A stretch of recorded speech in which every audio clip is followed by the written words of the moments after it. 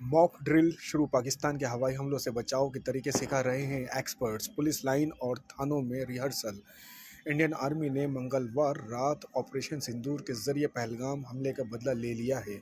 Indian army ने मंगलवार रात पाकिस्तान में स्थित आतंकी ठिकानों पर 22 मिसाइलें दागी हैं, जिसमें 100 से अधिक आतंकी मारे गए हैं। पाकिस्तान के पलटवार की आशंका में गृह मंत्रालय की ओर से हवाई हमलों के बचाव के लिए देश के चुनिंदा शहरों में अलर्ट जारी किया गया है। इसमें मुरादाबाद का भी नाम शामिल है। MHE की ओर से जारी एडवाइजरी के बाद मुरादाबाद के नागरिकों को हवाई हमले के दौरान बचाव के गुण सिखाए जा रहे हैं। मुरादाबाद में police line, police academy, PSC बटालियनों और सभी थानों पर मॉक ड्रिल शुरू हो चुकी है। हवाई हमलों के दौरान तुरंत अपने घरों की लाइटें बंद करने से लेकर हमलों में घायल होने वालों की मदद के तरीके भी सिखाए जा रहे हैं। जिला अधिकारी अनुज सिंह और SSP Satpal Antil police line में मौजूद रहे, जहां मॉक ड्रिल चल रही थी।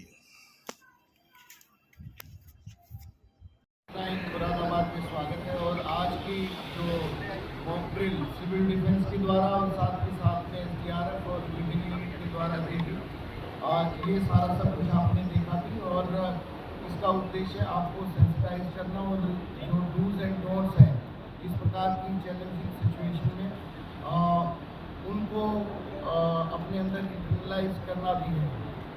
ये आज सभी मीडिया बंधु भी यहाँ पर हैं, तो मेरा आपसे भी निवेदन रहेगा कि आप भी अपने चैनल्स के माध्यम से, मीडिया के माध्यम से सभी जनपदवासियों तक ये सारी की सारी जो प्रोटोकॉल है, ये जो डूज एंड डोंट्स हैं उनको हर नागरिक तक पहुँचाएँ, ताकि ज़्यादा से ज़्यादा लोगों को इस संबंध में पता चल सके कि किस प्रकार से सायरन बजने के बाद में क्या क्या कार्रवाई अमल में लाती है। और ये एक यूनिटी का प्रतीक है, ये एक स्ट्रेंथ का प्रतीक है, ये प्रतीक है कि हम सब लोग एकजुट होकर एक साथ किसी भी प्रकार के चैलेंज को फेस करने के लिए तैयार हैं। ये हमारी फोरसाइटनेस को दिखाता है, ये हम सब लोगों के अंदर एक जज्बे को दिखाता है कि अगर जो किसी प्रकार की कोई सिचुएशन आती है तो उसको प्रोफेशनली और यूनाइटेड तरीके से हम सब लोग उसको फेस करें। और जितनी भी हमारे डिपार्टमेंट्स हैं, जितनी भी यूनिट्स हैं, जितनी भी ग्राउंड पे फॉर्मेशन हैं, वो सारी की सारी इन प्रोटोकॉल्स को फॉलो करते हुए अपनी अपनी जिम्मेदारियों का निर्वहन करें, चाहे उसमें सिविल डिफेंस है, चाहे उसमें फायर सर्विसेज है, चाहे उसमें मेडिकल इमरजेंसी है, चाहे उसमें UP 112 है, चाहे उसमें ट्रैफिक है। तो जो पूरा एंटायर सिस्टम है वो एक सारी चीज़ें हैं। अगर जो इस प्रकार की कोई प्रॉब्लम होगी तो उसमें फिर ट्रैफिक का भी एक इशू रहेगा, उसमें कम्युनिकेशन का भी एक इशू रहेगा। और इस संबंध में पूर्व में जिला स्तरीय सभी विभागों के साथ में, सभी जिला स्तरीय अधिकारियों के साथ में मीटिंग भी हो चुकी है। तो हमारा जो अब उद्देश्य होना चाहिए वो एक दूसरे के साथ कोऑर्डिनेशन, कम्युनिकेशन और इफेक्टिवली कितना ज़्यादा से ज़्यादा इन चीज़ों का हम प्रचार प्रसार एक डाउन द लाइन हर नागरिक तक कर सके, ताकि हर कोई सेम पेज पे रहे और इन सारी चीज़ों को फॉलो करे। तो आज की इस ड्रिल के बाद में अलग अलग स्थानों पर भी इस प्रकार की ड्रिल आयोजित की जाएगी, ताकि ज़्यादा से ज़्यादा लोग इस चीज़ को लेकर सेंसिटाइज रहें और उनको डूज और डोंट्स का पता चल सके। इसके अलावा जैसे कि साहब ने बताया कि ब्लैकआउट और जो दूसरे प्रोसीजर्स हैं उनको भी कैरी आउट करा जाएगा। मैं आशा करता हूँ कि सभी नागरिकगण इसमें प्रशासनिक तौर पर हम सब लोगों का पूरी तरह से जैसे कि पूर्व में सहयोग किया, इस प्रकार से अपना सहयोग देंगे। धन्यवाद।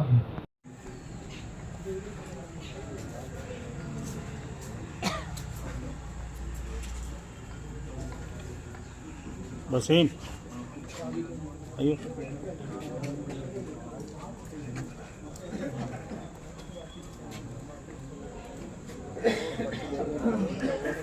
चलिए।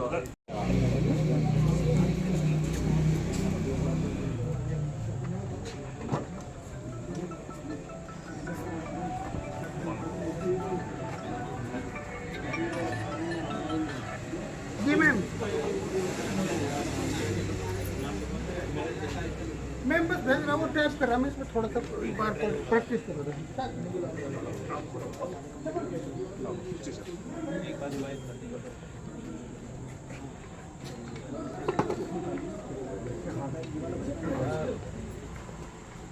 सपोर्ट कर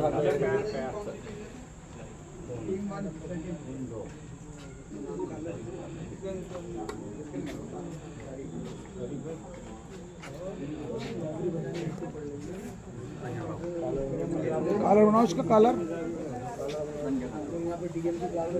कॉलर बनाइए ना इसे सही करके।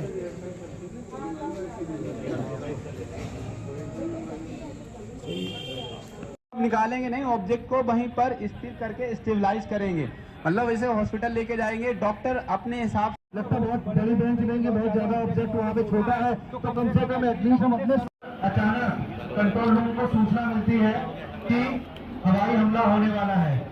उसी के क्रम में जैसे ये सूचना हमारे कंट्रोल रूम को प्राप्त होती है तो सारा प्रशासन अलर्ट मोड पे आ जाते हैं और साथ ही साथ हम लोग सिविल डिफेंस के अंदर इंटरनल जो होगा, जैसे हम लोग वार्निंग सिस्टम के द्वारा जो भी सूचना मिली है हम लोग इन रेस्टिंग उसको मिनिमाइज करना, क्योंकि किसी भी आपदा, चाहे वो नेचुरल हो चाहे वो मैन मेड हो, उसको हम रोक नहीं सकते, लेकिन हम उसको अपनी इफेक्टिवनेस से प्रिपेयर छोटे मोटे यूएसबी बम से जो अनएक्सप्लोडेड थे, जो मतलब भी फटे नहीं है, छोटे मोटे तो हो सकता फटने की आशंका हो, तो उनको सैंड पैक के द्वारा बुझाते हैं और उसमें स्मूथिंग मेथड के द्वारा ही ये अपने आप बच जाएंगे।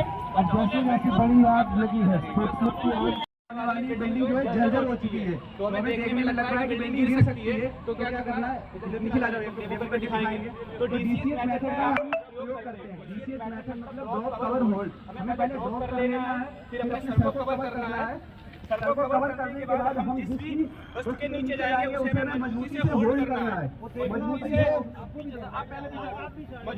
होल्ड करके उसे अच्छे से होल्ड नहीं करेंगे और ऊपर से कोई वस्तु गिरती है तो वो वस्तु इधर उधर हो जाएगी और व्यक्ति के ज्यादा और कई बिल्डिंग क्षतिग्रस्त होने की संभावना भी है। इसलिए सारी चीजें जो है वो हम लोग देख रहे हैं। बहुत ज्यादा बनी रहे तो हम क्या करते हैं 30-2 के रेशियो में चेस्ट को प्रेस करके मतलब दबाते हैं, मतलब 30 बार सीने को दबाएंगे तो बस सांस देंगे।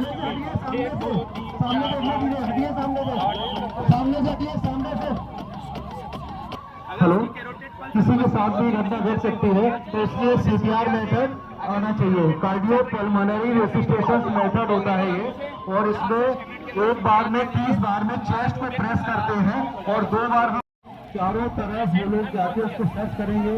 अगर बिल्डिंग में कुछ ऐसा है कि दिखाई नहीं पड़ रहा है तो उसमें कई तरह के आजकल इक्विपमेंट्स आते हैं, ब्रीदिंग इक्विपमेंट, और जिसकी वजह से वाइब्रेशन इक्विपमेंट, इसकी वजह से डिटेक्ट करते हैं कि वहाँ पर कोई कैजुअलिटी होने की संभावना है। और यहाँ पर अगर ये बिल्डिंग इतनी ज़्यादा कोलर से कि हम लोग इंट्रेंस नहीं ले सकते हैं तो उस बिल्डिंग को तोड़ के जो अलग अलग इक्विपमेंट्स होते हैं इसके लिए भी हमारी एनडीआरएफ की टीम्स वगैरह भी जो रहती है, स्पेशलाइज टीम रहती है, वो भी काम करके ऑपरेशन करती हैं। साथ ही साथ में देख रहे हैं छोटी मोटी आग अभी चल रही थी, उसमें भी चूल्हा जो है हमारा CO2 मेथड से आग बुझाई जा रही है। तो ये जो आग छोटी मोटी आग एक्सप्लोजन होगा, अगर कोई ऐसा अटैक होता है वो बिल्डिंग वाले की बिल्डिंग गिरती है और उस दौरान ये व्यक्ति को अगर हार्ट अटैक आ गया तो हम कैसे बताएं?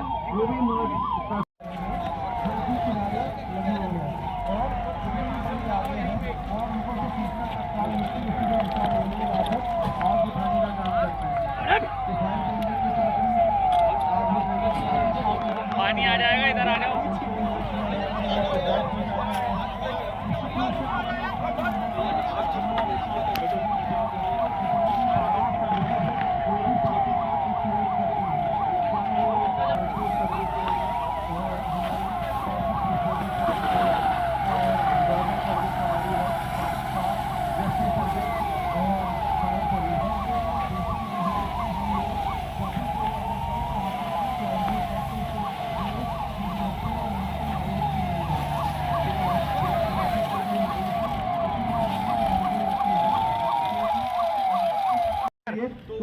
उनको कह दो चारों कुर्सी से उठ जाओ, पीछे नहीं देख जल्दी कुर्सी से हट दिया जाता है क्योंकि वहाँ पर व्यक्ति की कंडीशन और ज्यादा क्रिटिकल हो सकती है। तो इसलिए क्या करते हैं इस केस में, हम व्यक्ति को आग लगे हुए स्थान पर व्यक्ति को बाहर कैसे निकालते हैं वो तरीका भी आप लोग देखेंगे।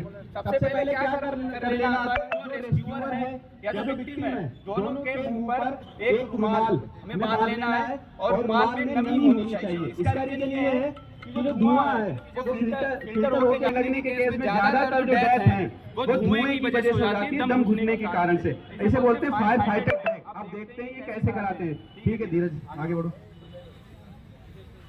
इसका रीजन कोई बता सकता है कि हम इस तरह से ही विक्टिम को बाहर क्यों निकालेंगे? बैठ के ये होता है फायर फाइटर ड्रैग। बॉडी के किसी पार्ट में कोई ऑब्जेक्ट इंपेल्ड हो जाता है तो उस इंपेल्ड ऑब्जेक्ट को हमें उस बॉडी पार्ट से बाहर नहीं निकालना होता है। ठीक है, उसको वहीं पर स्थिर करके उसे हॉस्पिटल ले जाना।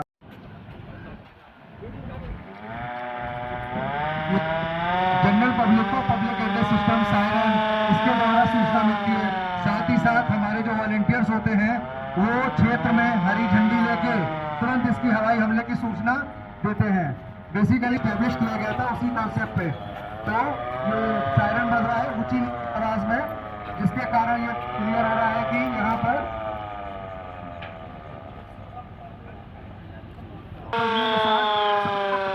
सबको पता है कि ये खतरे का सायरन है और इस कारण वो जितने भी लोग हैं सुरक्षा की दृष्टि से वो अपने वहाँ पर अपने आप का बचाव करते हुए उनको लगता है कि हम सेफ हैं, वहाँ पर वो साइकिल लेने चलाए जा रहे हैं। देखिए ये जो है हवाई हमले का सिग्नल मिल गया है। कहीं ना कहीं हमारा काम छोड़कर सिर्फ ले रहे हैं, शरण ले रहे हैं और अपने आप को सुरक्षित रख रहे हैं। जो जहाँ पे जिस पे अटैक होगा जो जगह पे वो अलग चीज है, लेकिन एक्सपोजर जहाँ पे इसका है वहाँ पे अपने आप को जनजीवन है वो हमारा रुक जाएगा। सिर्फ हम अपना स्थान ऐसी जगह पे लेंगे कि जहाँ पर हमें सेफ रहे। जैसे पता लगा है कि बम्बार्डिंग हो रही है, इस समय अभी भी बम्बार्डिंग चल रही है और इस तरह का सायरन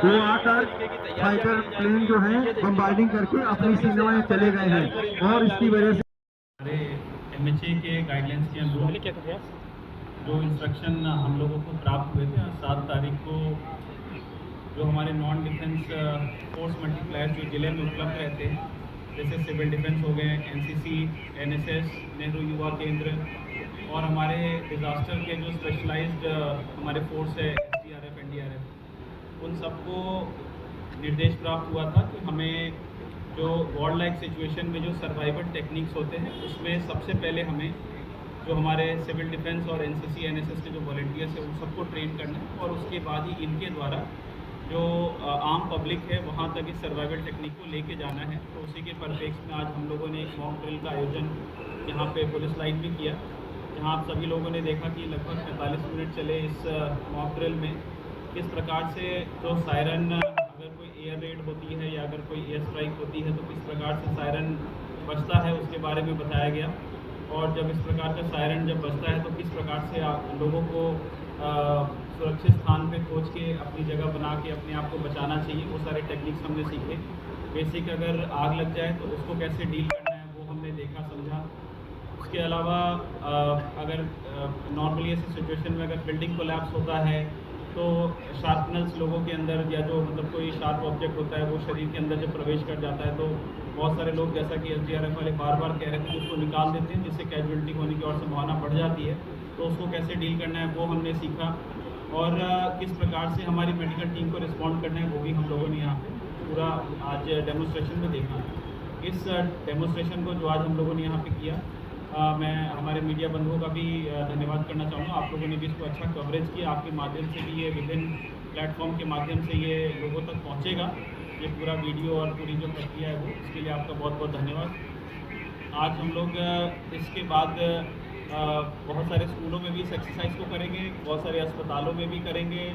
इसके साथ ही साथ बहुत सारे हम लोग धीरे धीरे गांव और वार्डों में भी करेंगे, जिससे कि एक बेसिक जो सर्वाइवल टेक्निक होता है उसमें हमारी पब्लिक एट लार्ज वो उसमें तैयार रहे। जैसे कि हम जानते हैं कि विश्व के बहुत सारे ऐसे देश हैं जहाँ पे कंपलसरी आर्मी ट्रेनिंग या कंपलसरी जो इस प्रकार की ट्रेनिंग्स होती है वो मिलती हैं। तो अगर इस प्रकार के सिचुएशन का अगर सामना अगर किसी देश को करना पड़े तो वो उसको इफेक्टिवली डील कर पाता है। तो उसी के उद्देश्य से ये जो मॉक ड्रिल है वो स्टार्ट कराई गई है, इसको हम लोग बिल्कुल ग्रास रूट लेवल तक ले जाएंगे। और आज शाम को हम लोग ब्लैकआउट भी करेंगे। तो उस ब्लैकआउट में मैं आपके माध्यम से हमारे जो भी पब्लिक है उनसे आग्रह करना चाहूँगा कि जब ब्लैकआउट होता है तो उस समय ऐसा ना हो कि कोई अपना जनरेटर शुरू कर दे, कोई अपना इन्वर्टर शुरू कर दे और उससे फिर वो इनइफेक्टिव हो जाए। तो इन सब चीज़ों को भी हम लोगों को बताएंगे।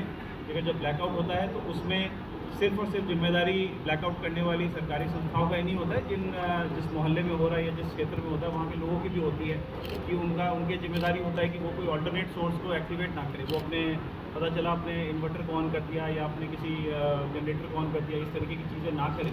ये सारी की चीज़ें हम लोगों को जा के बताएँगे, जिससे कि इन केस ऑफ नीड हम ये सारे स्टेप्स को अडॉप्ट कर पाएँ और अपने पब्लिक को सुरक्षित रख पाएँ अगर ऐसे कोई सिचुएशन हालात पैदा होती हैं। आज यहाँ पे इस ट्रेनिंग को अच्छे से कराने के लिए मैं सिविल डिफेंस का धन्यवाद करना चाहूँगा। यहाँ पे हमारे SDRF के लोग यहाँ पे बहुत ही शॉर्ट नोटिस पे आए हैं, मैं उनका भी धन्यवाद करना चाहूँगा। हमारे फायर सर्विसेज के लोग यहाँ पे उपस्थित हुए, हेल्थ से उपस्थित हुए हैं, NCC के हमारे बच्चे आए हैं, मैं सभी का धन्यवाद करना चाहूँगा और आपसे अपेक्षा करूँगा कि आप इस ट्रेनिंग को और ग्रासरूट लेवल